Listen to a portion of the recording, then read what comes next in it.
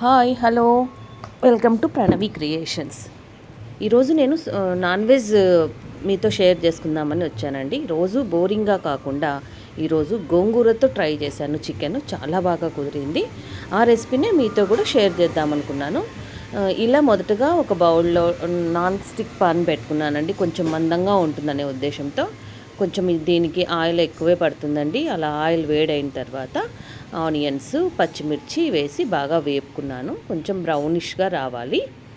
అలా కొంచెం కరివేపాకు వేసి వేపుకున్నాను. తక్కువ మసాలాలతో ఎక్కువ శ్రమ లేకుండా నోటికి రుచిగా ఈ విధంగా కూడా మనము చేసుకోవచ్చు. చాలా బాగుందండి. మీరు కూడా ట్రై చేయండి. నేను చెప్పిన విధంగా మీరు కూడా ఒకసారి ట్రై చేసి చూడండి. ఇలా బ్రౌనిష్గా అయిన తర్వాత ఒక పెద్ద టమోటాని చిన్న ముక్కలుగా చేసుకొని ఇందులో వేసుకోవాలి. ఈ టమోటా ముక్కలు బాగా మెత్తగా ఫ్రై అవ్వాలండి.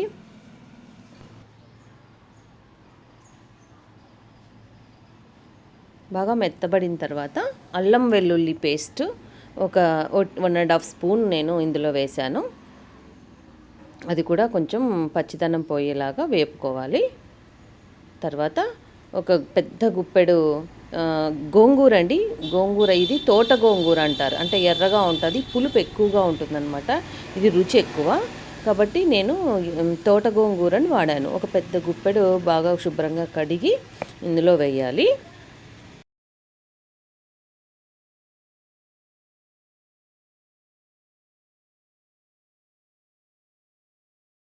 హాఫ్ కేజీ చికెన్ తీసుకున్నానండి.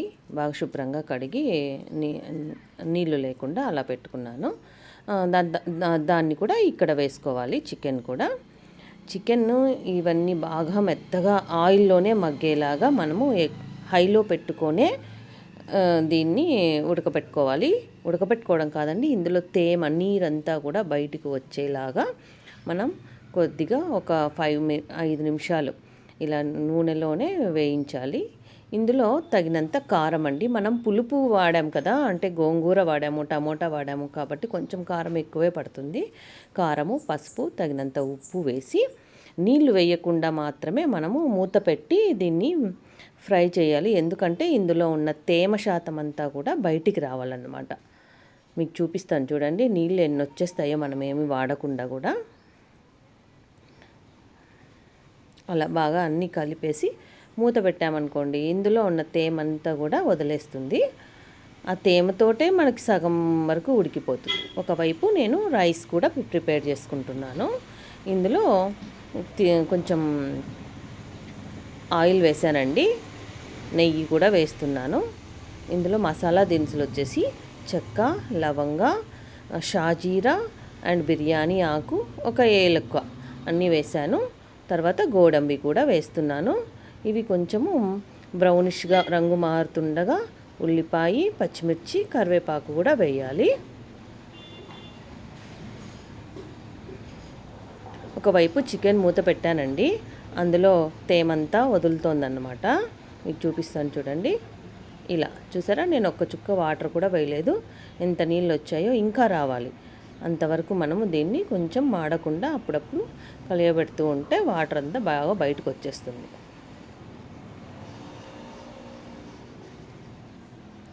ఒకవైపు మనము రైస్ పెట్టుకున్నాం కదా, కొంచెం బ్రౌనిష్గా అవుతుండగానే మనం ఉల్లిపాయ, పచ్చిమిర్చి, కరివేపాకు వేసి వేపుకోవాలి.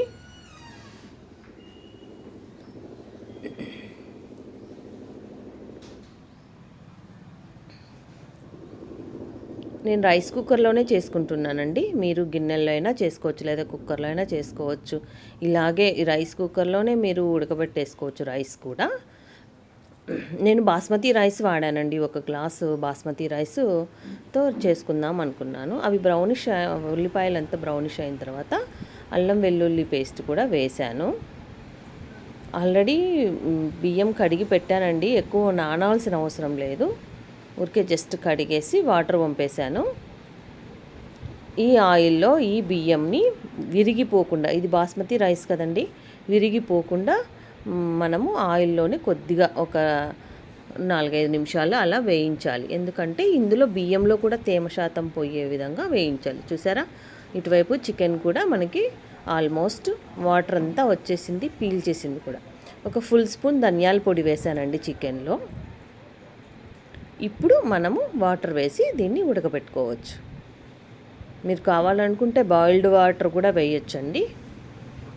నేను మామూలు వాటర్ వేసాను. బాయిల్డ్ వాటర్ వేస్తే త్వరగా ఉడుకుతుంది అన్నమాట.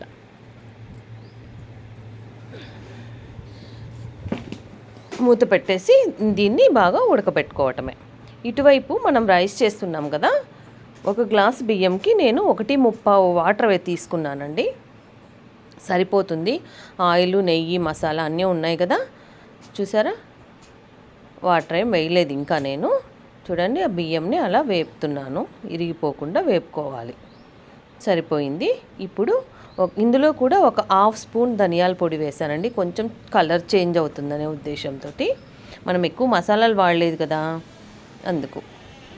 తగినంత ఉప్పు కూడా వేసుకొని 1:3 వాటర్ వేసుకొని మీరు ఇలాగైనా ఉడకబెట్టుకోవచ్చు, లేదా రైస్ కుక్కర్లో అయినా పెట్టుకోవచ్చు. మీరు ఇదే పద్ధతి కుక్కర్లో అయినా చేసుకోవచ్చు. కుక్కర్ అంటే ప్రెషర్ కుక్కర్లో అయినా చేసుకోవచ్చు.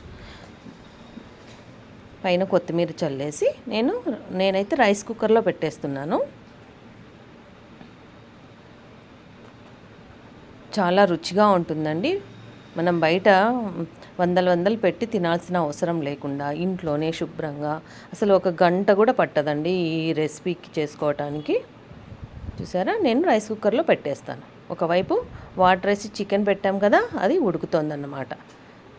ఎక్కువ కలియబెట్టడం వల్ల ముక్కలన్నీ విడివిడి అయిపోతాయండి, అలా అవసరం లేదు. చూసారా, వాటర్ ఒక 1.5 గ్లాస్ వేసా నేను. మొత్తం ఎగిరిపోయింది, బాగా ఉడుకుపట్టి మెత్తబడింది అనమాట. చూడండి, ఆయిల్ కూడా బయటకు వస్తుంది. ఇప్పుడు గరం మసాలా చల్లుకొని కలియబెట్టేసి ఒకసారి కొత్తిమీర కూడా గార్నిష్ చేసుకొని మూత పెట్టేయచ్చు. ఈ వేడికి కొత్తిమీర మెత్తబడిపోతుంది. చాలా రుచిగా ఉందండి. పులుపు ఉంటుందేమో అనే ఉద్దేశం లేదు, కానీ గోంగూర కదా, టేస్ట్ బాగుంది, డిఫరెంట్గా ఉంటుంది. ఒకసారి ఈ విధంగా ట్రై చేయండి మీరు కూడా. చాలా బాగా కుదిరింది.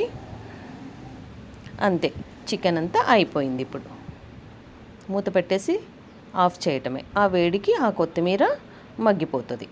ఇప్పుడు రైస్ ఏ విధంగా అయిందో చూడండి. 1:3 మాత్రమే వేసాను నేను వాటరు. ఎంత పొడి పొడిగా అయింది చూడండి, చాలా బాగుంది. ఎక్కువ మసాలాలు ఏం వేయలేదండి నేను, జస్ట్ అల్లం వెల్లుల్లి పేస్ట్ వేసాను.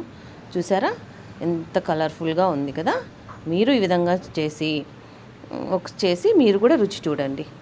లైక్ చేయండి, షేర్ చేయండి, సబ్స్క్రైబ్ చేయండి. Thank you.